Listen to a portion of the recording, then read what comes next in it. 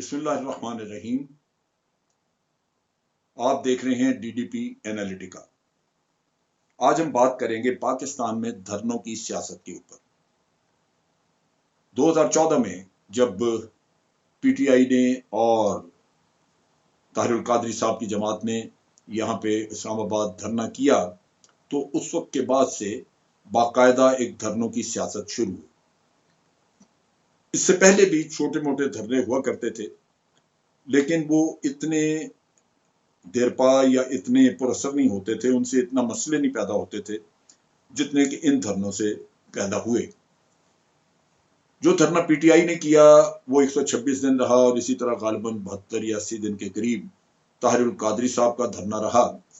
और इस दौरान इस धरने की वजह से अवामी जिंदगी मुश्किलात का शिकार हुई, बहुत सारा कारोबार जिंदगी रुका रहा। आपने देखा कि सुप्रीम कोर्ट चूंकि करीब था, सुप्रीम कोर्ट के जजों को भी आने जाने में बड़ी दिक्कत थी। पार्लियामेंट जो है वो तकरीबन आप देख लीजिए उसके रास्ते रुके हुए थे। यानी वो पूरा सेंसिटिव इलाका वो धरने की वजह से जमूद का शिकार था, और उससे काफी नुकसान हुआ। चूंकि धरना लंबा भी बहुत हुआ तो बहुत ज्यादा तकलीफ उठाई। मैं खुद जाया करता था जब उस रास्ते पे, तो मुझे बहुत लंबे डिटूर लेके, क्योंकि हर तरफ कंटेनर से रास्ते रोके होते थे, तो जाना पड़ता था, वक्त भी ज़ाया होता था, और कोई अंदाजा भी नहीं होता था कि किस रास्ते पे जाएं। कोई रास्ता आज अचानक बंद मिल जाए तो फिर आप क्या करेंगे। इसके साथ साथ और भी आप देखिए कि जो जो एक इकोनॉमिक एक्टिविटी थी, आप बड़ा कमर्शियल एरिया वहाँ करीब है, वो भी रुका रहा, और दुकानदारों का बड़ा नुकसान हुआ। फिर कहा जाता है कि उन्हीं दिनों चाइना के सदर ने आना था, वो नहीं आए, उनका दौरा मंसूख हो गया, जिसकी वजह से CPEC के मामले में जो हमने को पेशरफ्त करनी थी वो लेट हो गई। ये हर धरने में ये मसला आया, अवाम ने सख्त तकलीफ उठाई। अगर अवाम की तकलीफ को ही ज़हन में रखा जाए तो ये धरनों की सियासत इंतहाई गलत सियासत है। आपके एहतजाज के और कई तरीके हैं, वो हो सकते हैं। अब इसी के साथ ये जो धरना था, इसमें अगर आप ये देखें कि तवालत के लिहाज से ये शायद बहुत ही लंबा धरना था, और जो ऑब्जेक्टिव जिसका जिक्र किया गया कि जनाब प्राइम मिनिस्टर इस्तीफा दे, ये कहाँ की होशमंदी और कहाँ की अकल है। इस तरह तो कोई हुकूमत चल ही नहीं सकती। कोई भी शख्स 20, 25, 30 हजार लोग जमा करके अपनी पार्टी के ला के कहीं किसी के बाहर बिठा दे, प्राइम मिनिस्टर हाउस के बाहर बिठा दे, प्रेसिडेंट हाउस के बाहर बिठा दे, और उसके बाद आप देखें कि एक तो जो निज़ाम जिंदगी वो मुअत्तल, और दूसरी तरफ ये कि वो कोई भी आके ये काम करे और वो प्राइम मिनिस्टर का इस्तीफा दे दे, ये हुकूमत चलेगी। इमरान खान को भी ये सोचना चाहिए था इन लोगों को कि कल ये बैठे होंगे हुकूमत में, और अगर बाहर कोई आके बैठ जाता है और इस तरह उनके हुकूमत ख़त्म करने का मुतालबा करता है तो आप क्या करेंगे। सो ये रस्म ही नहीं डालनी चाहिए थी। ये यहाँ पे मैं समझता हूँ कि एक गलत काम था, और जो भी करे ये गलत है। लेकिन इनमें कुछ चीज़ें ऐसी हैं जिन पे हमें तवज्जो देनी चाहिए कि ये मामलात इनसे बचा जा सकता था, बिल्कुल बचा जा सकता था। इस धरने के बाद दोबारा कुछ अरसे के बाद फिर इमरान खान ने, PTI ने एक धरने का ऐलान किया, खैबर पख्तूनख्वा से लोग चले, और इस दफ़ा हुकूमत जो मौजूद थी PMLN की, उनकी एक मनसूबाबंदी थी जो बड़ी कारगर रही, और उन्होंने धरने को रस्ते में ख़त्म कर दिया, धरने के लोगों को पहुंचने नहीं दिया। और अगर आप धरने वाली जगह पे जहां लोग आके धरना करना चाहते हैं वहां पुलिस पहले से बिठा दें, रख दें, तो वहां पे लोग अगर पहुंचे भी कोई तो उनको पुलिस बैठने नहीं देगी। नतीजा ये कि धरना वो नाकाम हुआ जो PTI दूसरी दफा करना चाहती थी। उसमें लोग थे जो कि बनीगला में फंसे पड़े थे, उनको भी नहीं आने दिया हुकूमत ने। KPK से आने जा रहे थे लोग, उनको नहीं आने दिया। पंजाब से कुछ आ रहे थे, वो रोक लिए रास्ते में। बड़ी अच्छी बात हो गई, और अल्लाह का शुक्र अदा किया सब ने कि हमें वो खजालत दोबारा नहीं उठानी पड़ी जो पहले उठाई गई। लेकिन इन चीज़ों में कुछ ऐसी गलतफहमियां सी हैं जो कि जिनको मैं समझता हूँ दूर करना जरूरी है। अभी मेरा ख्याल है 1 दिन या 2 दिन पहले मियाँ साहब ने 2-3 दिन पहले तकरीर की, और उसमें उन्होंने जिक्र किया कि ISI के DG जनरल ज़हीरुल इस्लाम, उन्होंने उनसे इस्तीफे का मुतालबा किया, और वो कोई उन्होंने मिस्री भेजा, कोई बंदा भेजा, कोई अपना मैसेंजर, جس نے جا کے کہا جی کہ آپ صبح تک استعفیٰ دے دیں ورنہ صبح مارشل لا لگ جائے گا۔ اب یہ بات درمیان میں کسی تیسرے شخص نے چونکہ جا کے کہی تو یہ ایک شک و شبہ موجود تھا کہ ان کو بھیجا کس نے ہے، لیکن جس شخص کو جو شخص گیا تھا اس نے جا کے غالباً کہا کہ مجھے بھیجا ہے ظہیر الاسلام صاحب نے۔ اب یہاں پہ یہ چیز ذہن میں رکھنی چاہیے کہ ظہیر الاسلام صاحب کو جب یہ بات بتائی راحیل شریف نے اور ان کو بلایا گیا وہاں پہ تو انہوں نے انکار کیا، انہوں نے کہا جی میرا کوئی اس سے تعلق واسطہ نہیں ہے، لہٰذا یہ مشکوک بھی بات، اور مجھے جہاں تک پتا ہے راحیل شریف صاحب نے اس کی انکوائری بھی کی تھی اور اس کے بعد انہوں نے پرائم منسٹر کے سامنے یہ ظہیر الاسلام صاحب کو پیش کیا اور پرائم منسٹر کو اس بات کی یقین دہانی کرائی۔ بعد میں پرائم منسٹر نے ان کا کھانا بھی کیا جب وہ ریٹائر ہوئے اور کافی آپس میں بات چیت بھی رہی، اور بعد میں بھی کبھی کوئی ایسی بات ہم نے سنی نہیں۔ لیکن بہرحال یہ حکومت کہتی ہے، میں سمجھتا ہوں کہ اس غلط فہمی کو کسی نہ کسی سٹیج پہ دور ہونا چاہیے کیونکہ یہ بات اچھی نہیں، اور اگر ظہیر الاسلام صاحب نے یہ کوئی ایسی بات کی ہے تو ان کے خلاف ایکشن ہونا چاہیے تھا، لیکن لگتا یہی ہے کہ یہ کوئی درمیان میں غلط فہمی پیدا کی گئی۔ اب بات یہ ہے کہ یہ دھرنا ہوا کیوں؟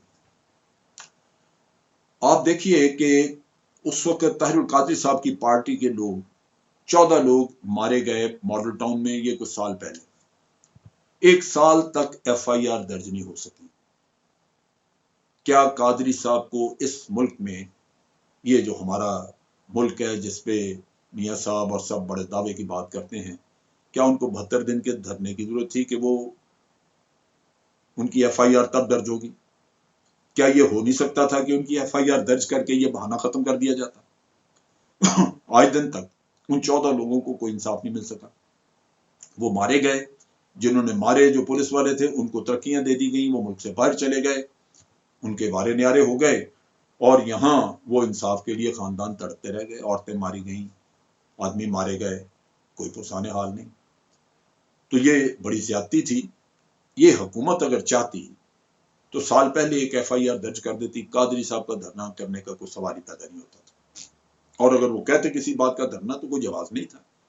اسی طرح جو PTI کہہ رہی تھی آپ نے 4 سیٹیں کیوں نہیں کھولی، بعد میں آخر آگے آپ نے جوڈیشل انکوائری، پھر وہ سیٹوں کا بھی چیک ہوا، یہ ہوا، پہلے کھول دیتے اگر ان کا مطالبہ تھا، یا الیکشن کمیشن کو کہتے کہ جناب یہ 4 سیٹوں کا مسئلہ ہے، اس کو کریں، اس کا حل کرائیں، کھولیں، اس کے ریکاؤنٹنگ کر لیں، کچھ کر لیں۔ تو کہنے کا مقصد یہ ہے کہ حکومتوں کو اگر حکومتیں روکنا چاہیں یہ چیزیں تو روکی جا سکتی ہیں، ان میں کوئی پرابلم نہیں، لیکن اگر آپ اپنی نالائکی کی وجہ سے یہ نہ روکیں اور پھر آپ کے گلے کو مصیبت پڑ جائے تو پھر الزامات آپ افواج پاکستان پہ یا کسی اور پہ ڈالیں تو وہ درست نہیں ہے۔ اسی طرح آپ دیکھیے فیض آباد کا دھرنا ہوا، اب فیض آباد میں مولانا آ کے بیٹھے، پہلے تو یہ دیکھیے کہ فیض آباد کے اس دھرنے میں اتنی تکلیف ہوئی، اتنا وہ یعنی ایسی غلط جگہ پہ دھرنا تھا کہ آپ شہر میں کسی طرف جا ہی نہیں سکتے تھے۔ اس کے ساتھ ساتھ اس کے بعد جب یہ PTI کی گورنمنٹ تھی تو پھر مولانا خادم رضوی نے پھر ایک دھرنے کا اعلان کیا کرنے کے لیے، لیکن PTI گورنمنٹ نے بڑا بروقت اس کو ریئیکٹ کیا اور ان مولویوں شولوں کو پکڑ کے اندر کیا اور دھرنا ختم ہو گیا۔ اب یہ چیز جو ہے یہ ذہن میں رکھنی چاہیے، حکومت کو حق حاصل ہے کہ وہ عوام کے مفادات کو دیکھتے ہوئے یہ دھرنے شرنے بننے نہ دے، اگر بننے دے گی دھرنے تو پھر نیچرلی اس سے عوام کی زندگی تو تنگ ہوگی اور اس کے ساتھ ساتھ ریاست کے معاملات بھی خراب ہوں گے۔ اب جو مولانا کا دھرنا تھا اس کا ذرا تجزیہ کریں، وہ لاہور سے چلتے ہیں اور شہباز شریف صاحب کو اپنے مطالبات جو کہ پنجاب کے چیف منسٹر تھے ان کو مطالبات بتاتے ہیں، تو انہوں نے کہا جی یہ مطالبات تو ہم آپ کے مان لیتے ہیں، لیکن جو مطالبہ آپ کر رہے ہیں کہ فلاں وزیر جو ہے وہ استعفیٰ دے تو وہ تو ہم نہیں کر سکتے، اس کے لیے آپ جائیں اسلام آباد۔ تو وہ دھرنا پارٹی اسلام آباد کو روانہ ہوگی، حالانکہ یہ ایک غیر ذمہ دارانہ میں سمجھتا ہوں عمل ہے۔ ان کو چاہیے تھا کہ بجائے اس کے کہ فیڈرل گورنمنٹ کے لیے مسائل پیدا ہوں ان کو وہی روک دے، لیکن نہیں روکا، وہ چلے گئے، انہوں نے جا کے دھرنا کر دیا، حکومت نے کوئی ریئیکشن نہیں کیا کہ اس دھرنے کو روکا جائے۔ اب جناب وہ شوکت عزیز صدیقی صاحب کیس سن رہے ہیں اس دھرنے کے بارے میں، انہوں نے حکومت کو حکم دیا کہ جناب آپ دھرنا ختم کریں لیکن ہتھیار استعمال نہیں ہوں گے۔ اب آپ سوچئے کہ ہتھیار ہی ایک ایسی چیز ہے، آپ کے پاس رائفل ہو تو سامنے آپ کے 10 لوگ کھڑے ہوں تو رائفل کی وجہ سے وہ 10 بھی آپ کو ہاتھ لگاتے ڈریں گے، وہ آپ کے قریب نہیں آئیں گے۔ لیکن اگر دھرنے میں 10,000 لوگ بیٹھے ہوں اور آپ پولیس بھیجیں وہاں پہ 1,000 بندہ اور ان کے ہاتھ میں صرف ڈنڈے ہوں تو 10,000 تو ان کو جوتے مار مار کے ان کا حشر کر دیں گے. سو یہ ایک اتنا غلط فیصلہ کیا کہ جناب آپ ہتھیار لے کے نہیں جائیں گے. نیچرلی جب فوج سے بات کی تو فوج نے کہا کہ جناب پولیس کے پاس تو ڈنڈے ہوتے ہیں، ہمارے پاس تو ڈنڈے بھی نہیں ہیں، ہمیں تو ویپن ہے، ویپن ہی استعمال کرتے ہیں. اب آپ ویپن، آپ کا ہائی کورٹ کہہ رہا ہے کہ نہیں استعمال کرنے، ویپن لے جانے نہیں ہیں، تو پھر باقی کیا ہے؟ ہم کیا کریں گے؟ کشتیاں لڑیں گے جا کے وہاں پہ. سو یہ معاملہ وہاں رکا. اب صورتحال یہ ہوئی کہ دھرنے والے جو ہیں انہوں نے ایک ہی مطالبہ پکڑا ہوا تھا کہ جناب وزیر قانون استعفیٰ دیں، کیونکہ ختم نبوت کا قصہ ہے ہم اس میں. اب پہلے تو اس گورنمنٹ سے کوئی پوچھتا کہ آپ نے یہ ختم نبوت والا قصہ کھولا کیوں؟ آپ کو پتہ نہیں ہے کہ ہمارے ملک میں یہ کتنا سینسیٹیو ایشو ہے اور اس کی وجہ سے کتنا فتور مچتا ہے؟ کسی نے یہ حکومت سے نہیں پوچھا. یہ آپ نے ایک ختم نبوت کا ڈرامہ کھول کے بلا وجہ دھرنے والوں کو ایک موقع مہیا کر دیا کہ وہ آ کے یہاں بیٹھے، اور پھر اپنی غلط حکمت عملی کی وجہ سے ان کو بیٹھنے دیا وہاں. اب جب وہ مذاکرات کی بات آتی ہے، ان کو کہا کہ جناب اٹھیں، چونکہ شوکت عزیز صدیقی صاحب نے آرڈر دے دیا کہ ہتھیار نہیں جائیں گے لیکن مذاکرات کریں، ان کو اٹھائیں یہاں سے. تو انہوں نے کہا جی ہم نے تو مذاکرات کرنے چیف آف آرمی اسٹاف سے. یہ جب بات بتائی گئی، شاہد خاقان عباسی صاحب جو وزیر اعظم تھے، انہوں نے جنرل باجوہ سے بات کی اور ان کو کہا کہ جناب یہ آپ بات چیت کریں، کیونکہ یہ کہہ رہے ہیں کہ دھرنا پارٹی کہتی ہے کہ ہم انہی سے بات کریں گے. تو اس بات پہ جنرل قمر جاوید باجوہ نے کہا کہ جناب یہ ہمارا کام نہیں ہے، آپ نے اگر یہ کروانا ہے تو انٹیلیجنس والوں کو بتائیں، ISI والوں کو بتائیں، وہ کرائیں گے، وہ کروا سکتے ہیں. وہ جا کے ان کے لوگ سول کپڑوں میں ہوتے ہیں، جا کے بات چیت کریں. اب ISI والوں نے جب ان سے جا کے بات چیت کی تو وہ ہر دفعہ انسسٹ کرتے رہے کہ نہیں جی ہم نے تو چیف آف آرمی اسٹاف سے بات کرنی ہے. بہرحال ان کو کہا گیا کہ بعد میں کسی وقت چیف آف آرمی اسٹاف بھی آ جائیں گے، فی الحال اس معاملے کو یہاں سلجھائیں. بالآخر ایک ایگریمنٹ سائن ہوا اور اس پہ انہوں نے انسسٹ کیا کہ chief of army staff sign کریں. ان کو بتایا گیا کہ جو کچھ آپ مانگ رہے ہیں یہ سارا تو حکومت نے پورا کرنا ہے، چیف آف آرمی اسٹاف نے تو نہیں پورا کرنا. لیکن انہوں نے کہا جی چیف آف آرمی اسٹاف بطور ضامن دستخط کرے، لہذا چیف آف آرمی اسٹاف کے بہاف پہ DG/ISI نے دستخط کیے. وہ لوگ وہاں سے جب روانہ ہوئے، ان کا دھرنا ختم ہوا، اگلے دن روانہ ہوئے. لیکن دھرنے میں اس سے پہلے کچھ لوگ مارے بھی جا چکے تھے، پولیس کے ساتھ لڑائی میں کچھ قید ہو چکے تھے، ان کو پکڑ کے پولیس نے بند کیا ہوا تھا. وہ جو بند کیے ہوئے تھے لوگ، وہ کافی دیر سے چھوٹے، دھرنے کے باقی لوگ سارے جا چکے تھے، ٹرانسپورٹ ان کی گاڑیاں جا چکی تھیں. اب جب وہ لوگ جو جیل سے چھوٹ کے واپس آئے تو وہ اپنے لیے مانگ رہے تھے کہ جناب ہم بتائیں ہم کدھر جائیں، ہمیں تو وہ گاڑیاں شاڑیاں چلے گئی، ہمیں تو اس میں بیٹھنا تھا. تو وہاں پہ رینجرز کے آفیسر جو تھے انہوں نے ان کو اپنی جیب سے کچھ پیسے دیے کہ یہ لیں آپ سفر کا خرچہ ہم سے لے لیں، لیکن یہاں سے نکل جائے، اب یہاں پہ ہم کسی کو نہیں بیٹھنے دیں گے. اس چیز کو اتنا اچھالا گیا کہ جی پیسے بانٹے گئے یوں جیسے کہ دھرنے والوں کو پیسے بانٹ کے فوج لے کے آئی تھی. یہ وہ شرمناک کام ہے کہ جو آپ موقع کوئی جانے نہیں دیتے کہ آپ کی نیک نیتی سے بھی اگر مدد کی جائے تو آپ اس کو اٹھا کے اپنے ہی لوگوں پہ، اپنی ہی افواج جو آپ کو ہر لمحہ ہر مشکل کام میں آپ کے لیے سامنے آ جاتی ہے، مدد کرتی ہے، آپ اس پہ الزام تراشی شروع کر دیتے ہیں. تو یہ ایک بڑی بدمزگی پیدا ہوئی اور اس کا لازماً فوج میں بھی بہت برا اثر ہوا. لوگوں کے دل ٹوٹے کہ جی ہم نے تو بڑا پرخلوص طریقے سے کام کیا اور الزام ہمارے اوپر لگا دیا. کیا ہم نے ان کو کہا تھا کہ جناب یہ ختم نبوت کا قصہ کھولیں؟ ہم نے ان کو کہا تھا کہ جناب یہ ڈیمانڈ آپ کی پوری ہوگی اسلام آباد میں ادھر جائیں؟ فوج نے یا انٹیلیجنس نے تو نہیں کہا تھا، لیکن یہ کام ہوا. اسی طرح اس کے بعد جب دوسرا دھرنا ہونے لگا تو بالکل انہوں نے PTI کی گورنمنٹ نے اس دھرنے کو ختم کرایا، پہلے سے روک دیا. لیکن اس کے بعد مولانا فضل الرحمان کا دھرنا ہونے دیا.